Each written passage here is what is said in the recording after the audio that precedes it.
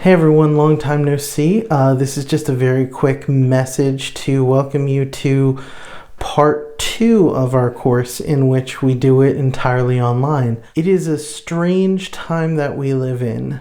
Not that the time before we left for spring break wasn't strange, but this is very different from that. A lot of us are in very different situations than we ever thought we would be in. Some of us are homebound, others might be still on campus because you don't really have any reason to go home and all of your stuff is still on campus, and it's hard to move when everything is on lockdown. And it can be a very scary time. This is a time where we are dealing with a global pandemic, and that can cause people a lot of anxiety. So I'm not going to talk about that too much. We're going to focus on something different. We're going to talk about this class and what it's going to look like going forward.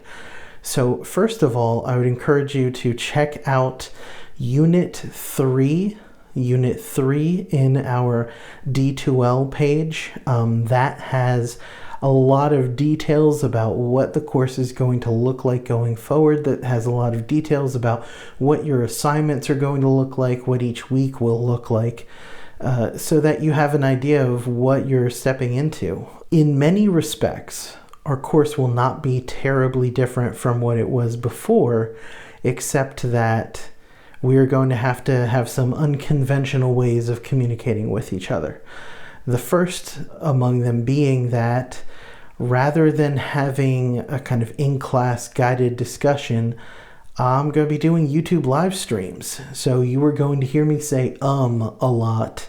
Instead, I'm just going to talk to you about the article that we read for the week, and we're going to do something interesting. We're going to invite people who are not in our class to join us.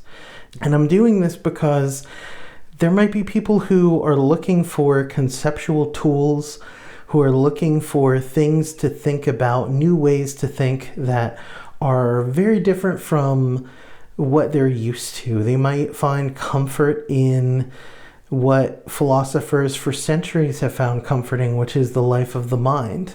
And that's basically it. You're going to have 1 or 2 papers, probably 2 more papers, but they'll be shorter.